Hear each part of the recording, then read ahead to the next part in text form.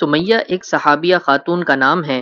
انہوں نے بالکل شروع ہی میں مکے میں اسلام قبول کیا تھا اور دوسرے مسلمانوں کی طرح یہ بھی کفار مکہ کے ظلم و ستم کا تختہ مشق بنی تھیں، اور ایک عورت ہو کر بھی انہوں نے ظالموں کے ہاتھوں سخت سے سخت اذیتیں اور مصیبتیں سہیں، لیکن دین کے راستے سے ایک انچ بھی پیچھے نہیں ہٹیں۔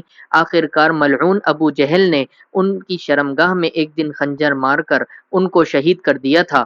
حضرت عمار بن یاسر رضی اللہ تعالی عنہ اسلام کی انہی مایہ ناز خاتون کے عظیم سپوت ہیں۔ السلام علیکم، آپ دیکھ رہے ہیں مائی ڈیپ تھاٹس۔ غزوہ خندق کے موقع پر حضرت عمار بن یاسر رضی اللہ تعالی عنہ دیگر صحابہ اکرام کے ساتھ خندق کھودنے میں مشغول تھے کہ حضور پاک صلی اللہ علیہ وسلم کی نظر ان پر پڑی۔ مسلم شریف کی روایت میں حضرت ابو قتادہ رضی اللہ تعالی عنہ سے منقول ہے کہ عمار بن یاسر رضی اللہ تعالی عنہ خندق کھود رہے تھے اور رسول کریم صلی اللہ علیہ وسلم ان کے سر پر ہاتھ پھیر پھیر کر ان کے سر سے دھول مٹی جھاڑ رہے تھے اور یہ فرماتے تھے کہ ہائے سمیہ کے بیٹے عمار کی سختی اور مصیبت، تمہیں باغیوں کا ایک گروہ قتل کر ڈالے گا۔ شارحین حدیث نے لکھا ہے کہ آن حضرت صلی اللہ علیہ وسلم کی اس پیشن گوئی کو پورا ہونا تھا اور وہ پوری ہوئی۔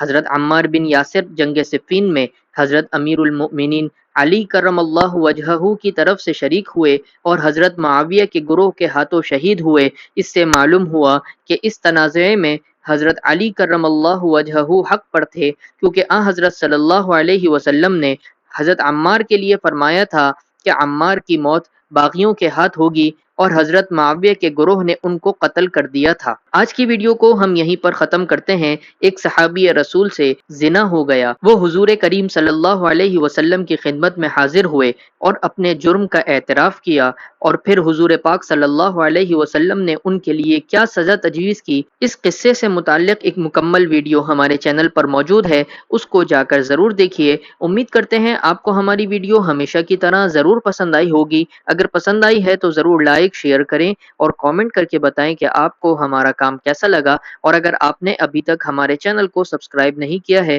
تو ابھی سبسکرائب کر لیں۔ ملتے ہیں اگلی ویڈیو میں، تب تک کے لیے اللہ حافظ۔